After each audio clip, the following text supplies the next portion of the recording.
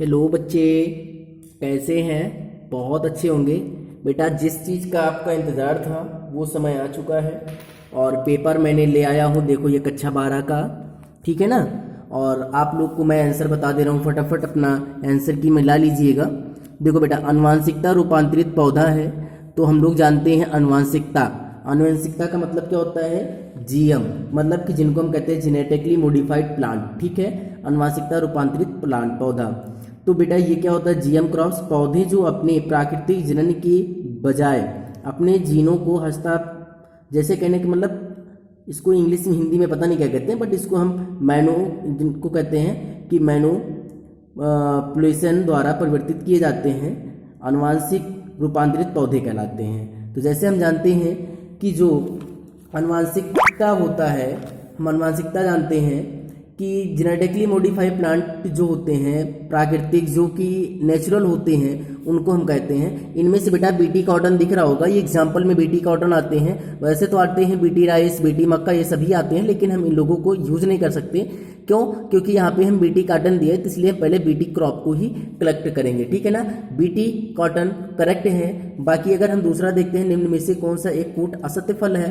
तो बेटा असत्य फल, देखो हम जानते हैं कूट फल पूछे या असत्य फल पूछे तो दोनों एक ही है, लेकिन अगर वही चीज पूछा जाता है कि सत्य फल, तो बेटा कूट फल क्या होता है सबसे पहले जान लेते हैं। कूट फल होता है बेटा क्या चीजें? तो कूट फल वह फल है जिसका विकास अंडाशय से होकर पुष्प के अन्य भागों से होता है। जैसे थैलामस एक फ्रूट्स है, वो कूट फल कहलाता है। तो यहाँ पे इसके एग्जाम्पल बेटा सेब और नाशपाती होते हैं, तो यहाँ पे ऑप्शन हमको सेब मिला हुआ है, तो हम सेब पे टिक करेंगे। ओके। सेकंड बेटा अगर देख लेता हूँ, यहाँ पे आवृत बीजी पौधों के भ्रूण पोष में गुणसूत्र की संख्या x होती है। बेटा एंजियोस्पर्म, देखो यहाँ पे दिया है एंजियोस्पर्म एंड इंडोस्पर्म। इंडोस्पर्म मतलब होता है भ्रूण पोष। जब मैं आपको पढ़ाया था तो आपको बता रखा था कि बेटा इंडोस्पर्म जो पॉलिनेशन होता है, यानी कि जब प्लांट का हम स्ट्रक्चर बनाए थे, उस स्ट्रक्चर में आपको बताया था कि वहाँ पे 2 होते हैं, तो सॉरी 3 होते हैं, 2 स्पर्म होता है।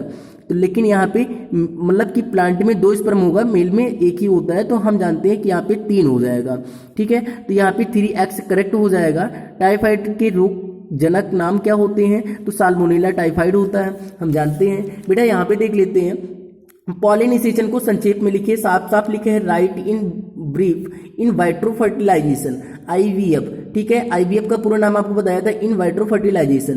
तो इन वाइट्रो फर्टिलाइजेशन, पॉलिनाइजेशन बेटा अगर बात करता हूँ पॉलिनाइजेशन का, तो पॉलिनाइजेशन या निषेचन की एक कृत्रिम प्रक्रिया, मतलब आर्टिफिशियल है, जो कि ये डॉक्टरों द्वारा और वैज्ञानिकों ने इसको बताया था। मैंने आपको बता चुका था कि नेचुरल और आर्टिफिशियल, नेचुरल मतलब प्राकृतिक, आर्टिफिशियल मतलब कृत्रिम।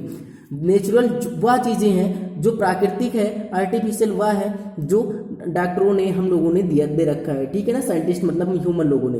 तो हम जानते हैं क्या चीजें कि यह निषेचन की एक प्रक्रिया है जिसमें किसी मादा के अंडाशय से, यानी किसी भी मेल, ठीक है, किसी भी मेल के ओवम से हम एक को निकाल करके उसका संपर्क डायरेक्टली हम स्पर्म से कराते हैं, तो यही प्रक्रिया क्या कहलाती है? पात्र निषेचन कहलाती है। ओके।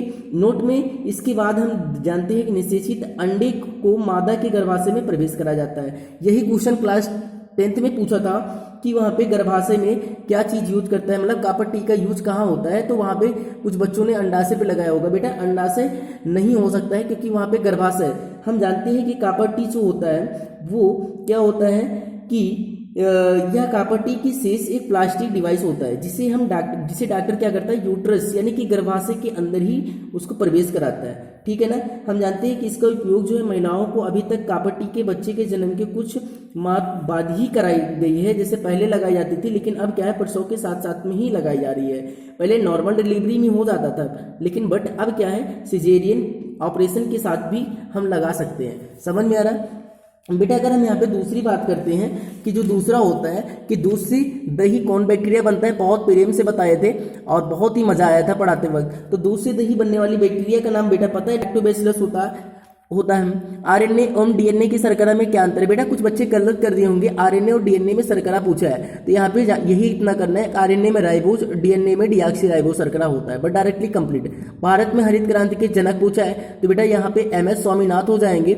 मानव में गुणसूत्र की संख्या, वेरी बहुत ही इजी क्वेश्चन पूछ लिया है। 46 क्रोमोसोम इन प्रेजेंट, ये होता है ह्यूमन में। बेटा मुझे लगा होगा कि आप लोगों को समझ में आया होगा। बहुत ऐसे हमने जितना सारा क्वेश्चन मिला हुआ है आप देखते चलिएंगे। बीटी का पास पर संक्षिप्त टिप्पणी लिखना है, तो ये भी मैंने आपको बताया था। सक्रिय एवं निष्क्रिय प्रतिरक्षा क्या होता है ये भी क्लियर करवा दिया था। मलेरिया परजीवी पुष्पी पौधों में घरेलू मरुस्थलीय। बेटा यहाँ पे अगर देख तो परागण क्या होता है लास्ट में आपको बता दिया था। व्हाइट मल बहुत बढ़िया बताया था। सीवेज वगैरह समष्टि के किन्हीं प्रोटीन संश्लेषण में आरएनए ये भी बताया था। प्लाज्मिड वाहक बेटा असंग जनन, जैव विविधता, पुनर्योग डीएनए तकनीक, ये सब आपको बहुत ही अच्छे से मॉडिफाइड कराए थे। जहाँ पे रिकॉम्बिनेंट डीएनए टेक्नोलॉजी मैंने बताया था। बेटा यहाँ पे लॉन्ग का देख लेते हैं हम।